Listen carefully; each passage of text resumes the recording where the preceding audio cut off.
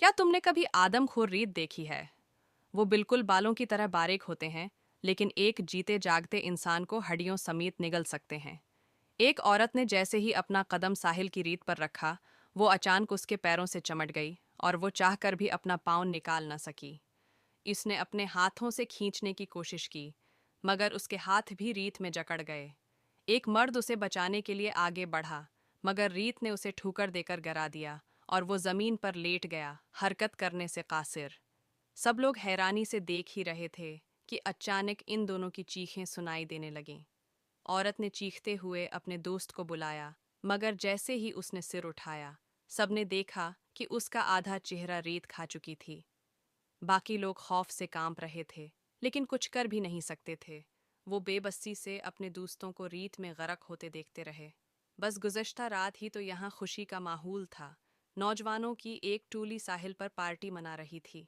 दो आदमी न जाने कहाँ से एक बड़ा सा गोश्त का गोला उठा लाए और उसे आग पर भूनने लगे।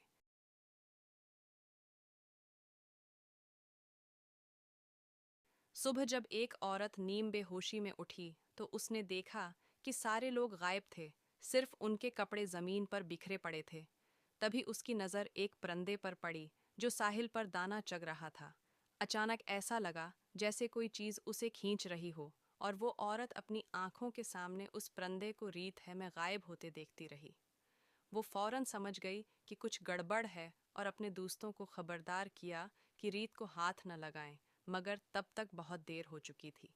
यही वो है लम्हा था जब इब्तदा में बयान किया गया खौफनाक मंजर पेश आया। अब सब लोग अपनी गाड़ी में बैठे थे, कहीं जाने की हिम्मत नहीं कर रहे थे। औरत ने हकीकत जानने के लिए हिम्मत की और अपना हाथ आहिस्ता से रीत पर रखा। तभी एक नाकाबिल यकीन मंजर सामने आया। रीत की सतह से अचानक हजारों बारीक बालों जैसे लंबे लंबे हाथ नमूदार हुए। ये नाकाबिल यकीन था कि यही चीज़ें पूरे इंसानों को खा सकती हैं। दूसरी तरफ दहागड़ दाढ़ी वाला दोस्त नींद से बीदार हुआ, मगर उसे कुछ याद नहीं था कि वो रात है को कितना पी गया था कि खुद को एक लोहे के ड्रम में सूते पाया। वो ड्रम से निकलने की भरपूर कोशिश करने लगा, मगर दोस्तों ने उसे चीख कर खबरदार किया कि रेत में खतरनाक मखलूक मौजूद है और कई दोस्त मारे जा चुके हैं। ये सुनकर वो संभल गया। सब अपनी जगह साकित बैठे रहे। उम्मीद थी कि शायद ये मखलूक खुद ही गायब हो जाए। वक्त गुजरने लगा, सूरज की तपश बढ़ती गई, सबकी प्यास शिद्दत इख्तियार कर गई। गाड़ी में मौजूद खाने पीने का सामान ख़त्म होने लगा। मगर इसी लम्हे खौफनाक बात ये हुई कि वो मखलूक अब गाड़ी पर हमला करने लगी।